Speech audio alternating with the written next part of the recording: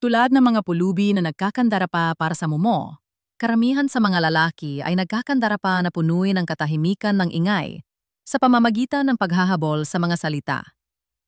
Ang mga tunay na maestro gayanpaman ay nakakaalam na ang isang pangungusap na inilagay ng stratehiko ay maaring ukitin ang iyong pangalan sa kanyang alaala na parang matalim na labaha.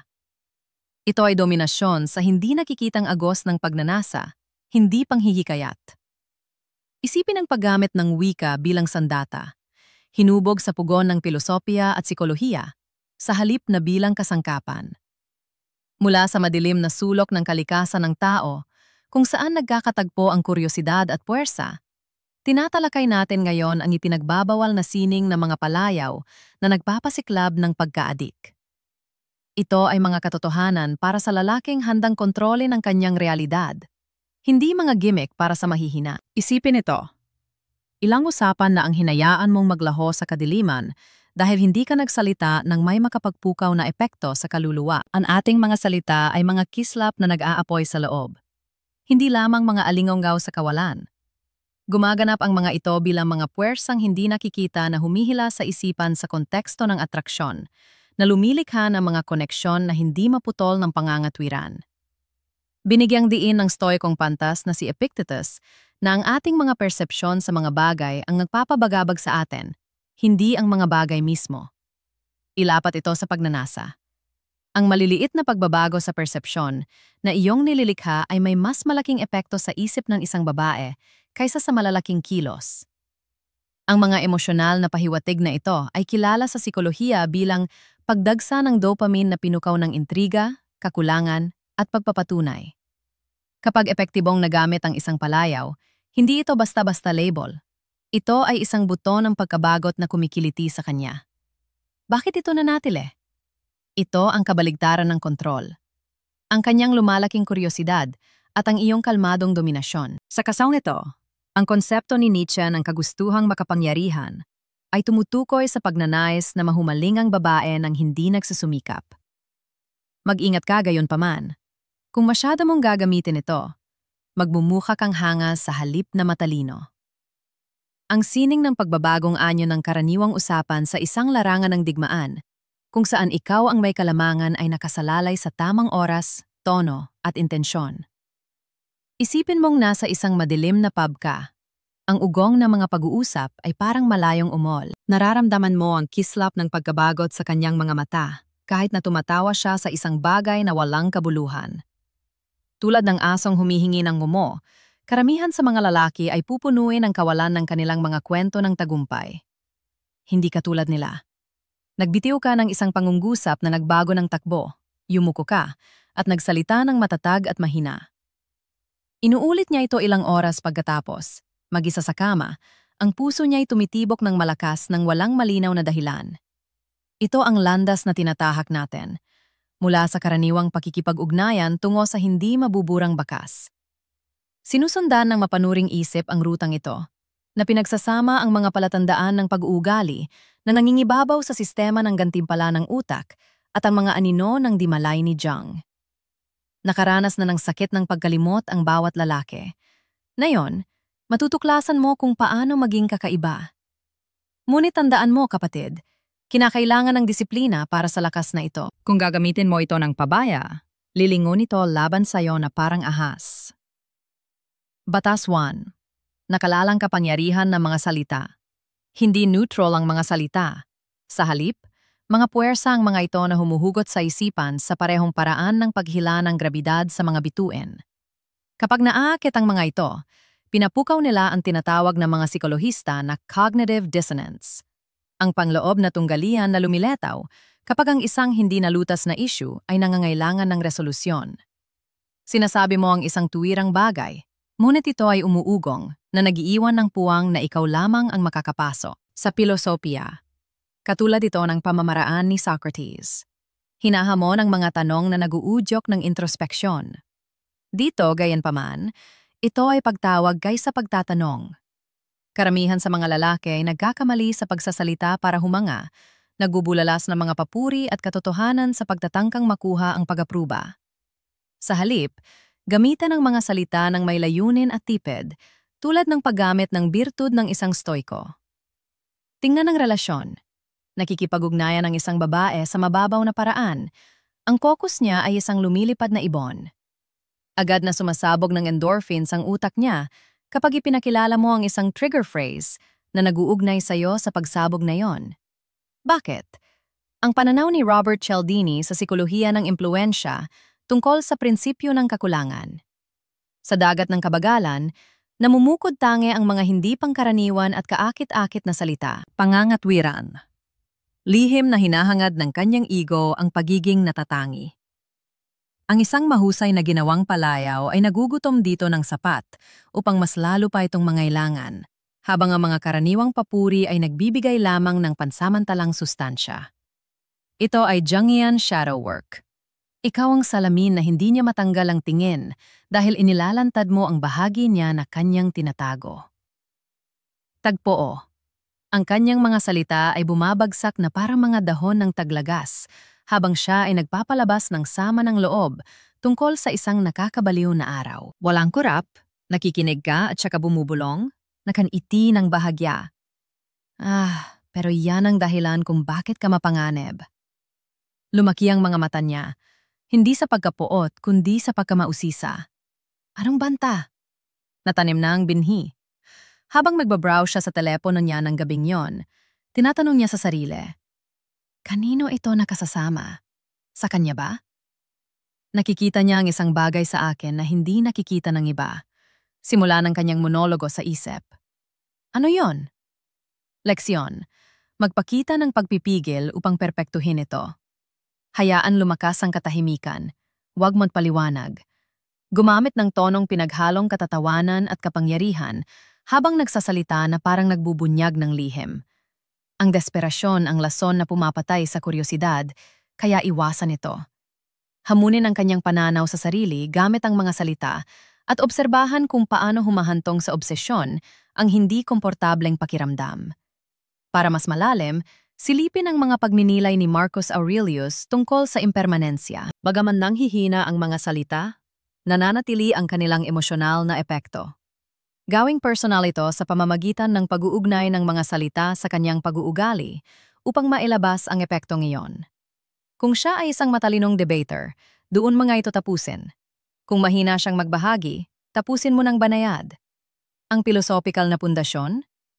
Ang kolaridad ay ang pagsasanib ng kababaeng kakayahang umangkop at kalalakihang tuwirang pag-iisip. Sa pamamagitan ng muling pag-akda ng kanyang pagkakakilanlan, lumilika ka ng halaga sa kanyang pag-iisip na siyang dahilan kung bakit ang Übermensch ni Nietzsche ay nangingibabaw sa karamihan. Maling akala. Nababawasan ang kapangyarihan sa labis na pagpapaliwanag. Hayaan mo itong nakabitin kapag nasabi mo na. Ang tingga ay nagiging ginto sa pamamagitan ng pag-uulit. Ang aral ay ang mga salita ang iyong pandayan. Maaari kang lumika ng mga mental na pattern na nag-uugnay sa kanya sa iyo sa pamamagitan ng sadyang pagtutusok rito. Batas 2. Pag-aktiba ng emosyonal na trigger. Iyong mga nakakaintindi sa estruktura ng isip ang humihila sa mga lever ng makina ng tao na mga emosyonal na trigger. Lumilitaw ito sa mga babae bilang mga kuryosidad loop, mga hindi pa nalulutas na problema na pinipilit kang tugunan ng dopamine. Sa kasong ito, estratehikong ikinakabit natin. Humihiwalay sa kinalabasan. Ikinakabit ang isip niya sa sayo. Tinuturuan ng Stoicism ang paglayo. Isipin ito bilang intelektual na alkimya. Pagbabagong anyo ng isang pag-uusap tungo sa gintong ugnayan. Obserbasyon. Kapag walang nakataya sa isang diskurso, namamatay ito. Sinasagot niya ng magalang ang SMS, ngunit wala siyang ini-invest. Tumaas ang pusta kapag nagpakilala ka ng trigger dahil tinitingnan na kanyang utak ang iyo bilang kinagmumulan ng emosyonal na kabaguhan. Upang ipaliwanag ito, gamitan ng behavioral psychology ni Pavlov para i-associate kanya sa kasabikan. Sa filosofiya naman, si Epictetus muli. Tanggapin ang hindi mo makokontrol, ang kanyang tugon. Pamahalaan ang kaya mong kontrolen, ang iyong mga salita. Sa pamamagitan ng pagpapadama sa kanya na siya ay napapansin sa isang hindi pangkaraniwang paraan, sinasamantala ng trigger ang kumpirmasyon ng ego at sinisimula ng isang feedback cycle na nagpapasabik sa kanya para sa higit pa. Sa kalagitnaan ng isang binabahaging biro, halimbawa, iniiling mo ang iyong ulo at nakikipag-eye contact, sabay sabi, "Alam mo, ikaw ang problema sa pinakamagandang paraan." Natitigil siya. Ang kanyang ngiti ay nagiging pagninilay. Problema? Mabilis ang takbo ng kanyang isipan. Nakangiti ba ako? Ang mga mata ko? Naintindihan niya. Hindi lang ako basta muka. Sabi ng tinig sa loob. Siya ang unang nag-text, kalaunan, sa pag-iisa ng kanyang silid, humihiling ng linaw. Ang aral ay napakahalaga ng timing. Ituon sa rurok ng enerhiya kaysa sa pag-urong.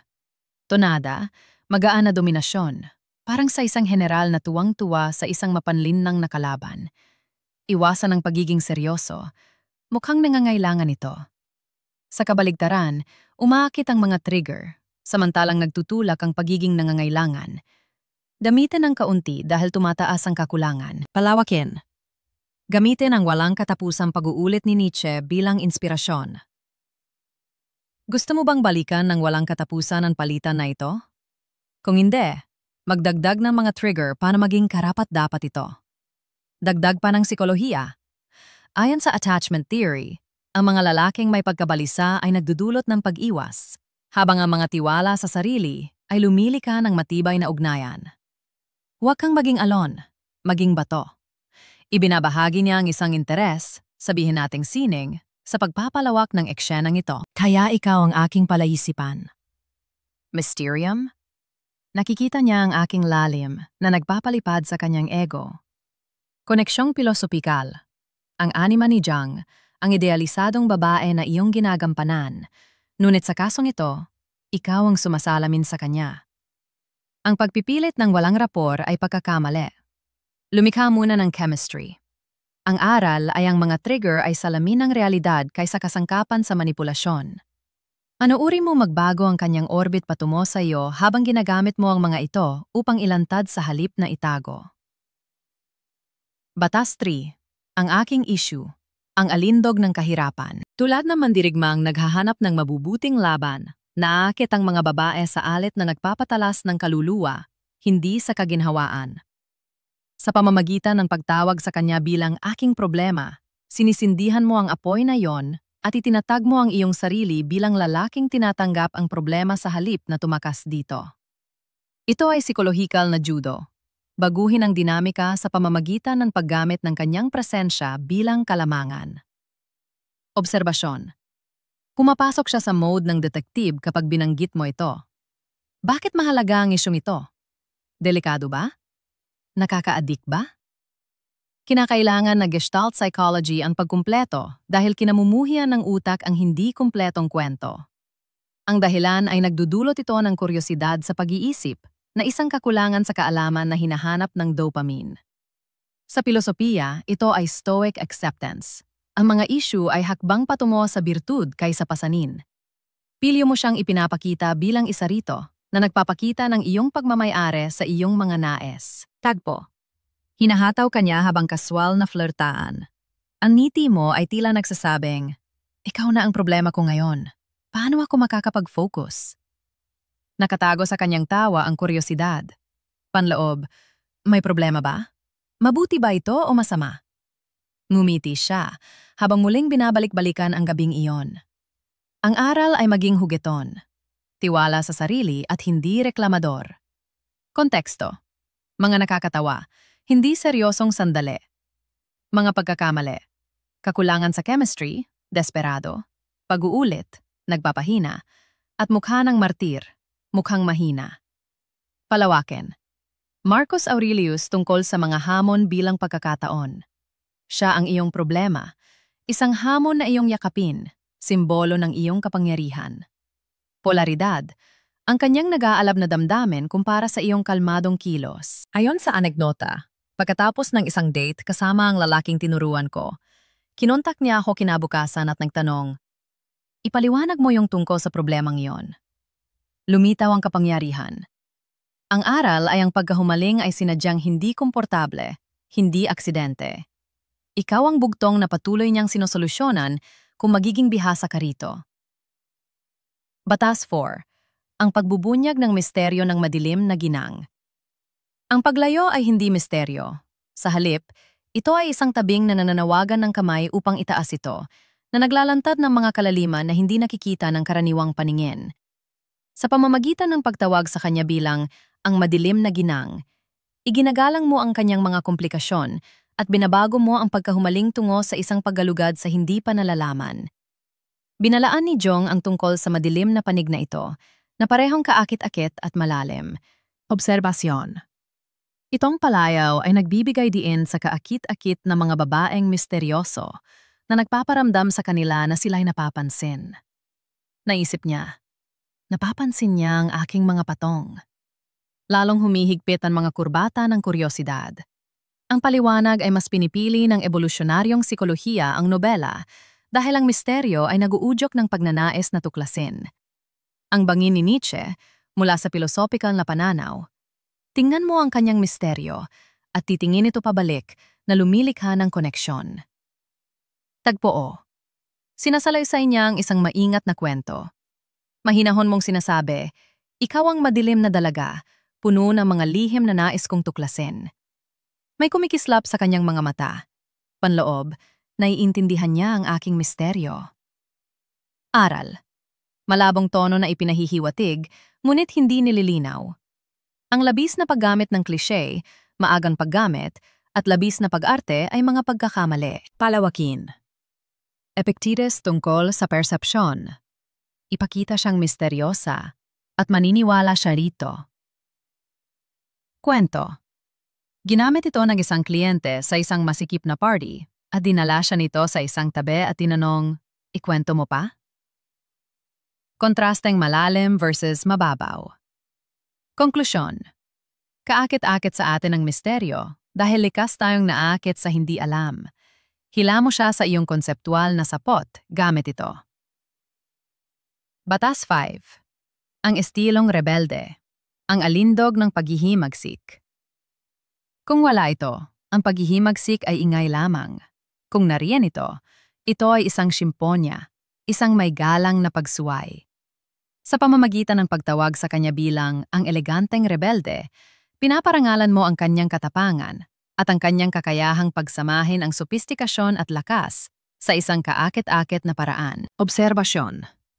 Hinahatak nito ang pansin sa kanyang kariktan sa pagsuway sa mga patakaran at pinaparamdam sa kanya na pinahahalagahan siya sa kung sino siya. Isip. Pagsabog ng pagpapatunay na dulot ng kontrast. Rason. Nakakaakit ng paghanga, ang sikolohiya ng mga bayani na bihasang lumalabag sa mga patakaran. Ang Stoic Revolt ay isang pilosopiya na nagbibigay diin sa paghahari sa sariling panloob habang hinahamon ang panlabas na mundo. Tagpo, magalang niyang ipinapahayag ang matinding opinyon. Narito siya, ang eleganteng rebelde. Tumanggo ka. Numiti siya ng nakakilala.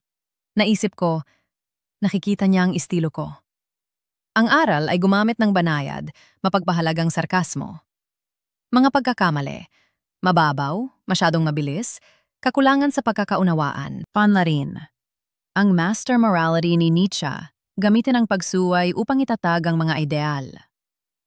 Kwento. Nagpasiklab ito ng mas malalim na relasyon nang gamitin ito ng isang kapatid sa isang talakayan. Ang isang napakagandang rebelde at ang isang ligaw na rebelde ay magkaiba. Ang aral ay ang pagpapahalaga sa estilong pag-aalsa ay parang grabidad. Gamitin ito upang itatag ang iyong sarili bilang katumbas niyang may kapangyarihan. Batas 6. Ang sining ng paghahatid. Panahon at tono.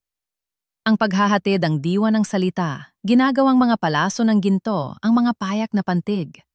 Hindi ito isang palamute. Kung mali ang iyong timing, sasaktan ka. Kung tama, tatalasin mo ang mga hadlang ng puso. Obserbasyon. Kung walang ritmo, ang perpektong salita ay nawawalan ng bisa. Magaan ang hugaton, malalim at misteryoso. Ayon kay Morabian, pinapalakas ng mga diberba na senyales ang 80% ng komunikasyon. Ito ang gitnang prinsipyo ni Aristotle sa pilosopiya, magkaroon ng balanse sa pagitan ng kalmado at tinde. Tagpo.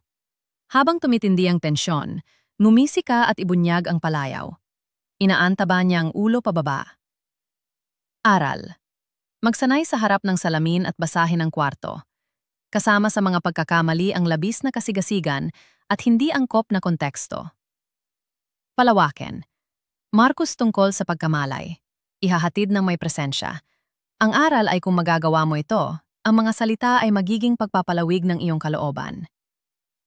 Batas 7. Pag-iwas sa problema. Paggamit ng disiplina sa awtoridad. Ang hindi nakokontrol na kapangyarihan ay sumisira.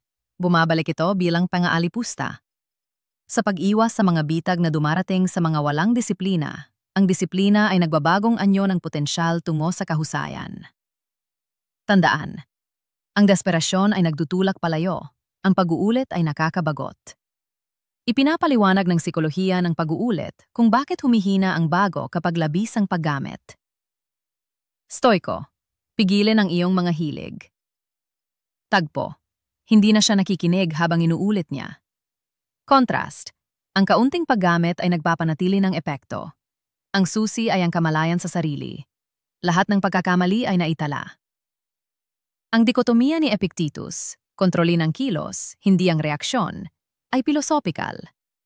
Kahulugan, gamitin ng matalino ang talim o isapalara ng pagkawala nito. Hindi hiwalay na kautusan ng mga batas na ito. Sa halip, isang habi na pinagsasama ang kaalaman ng pilosopya, mula sa kapangyarihan ni Nietzsche hanggang sa pagpipigil ng Stoiko, at ang mga pahiwatig ng psikolohiya. Naglakbay ka sa kailaliman ng pagnanasa at lumabas na may kakayahang makaakit ng pansin ng may biyaya sa halip na puwersa. Kapag naging bihasa ang isang tao sa salita, inihahayag niya ang kanyang tunay na pamumuno sa kanyang sarili at, dahil dito, sa iba. Ngunit isipin ito, ikaw ba ang lumili ka ng mga pagkaabala o ang naghahanap ng mga alingongaw? Sabihin mo sa akin na yon, kapatid. Gagamitin mo ba ang mga katotohanan ito upang lumika ng pangmatagalang ugnayan? O hahayaan mo bang masira ito at malimutan? Alin sa mga batas ang pinaka-naaantig sa iyo? At bakit? Mangyaring ibahagi sa seksyon ng mga komento.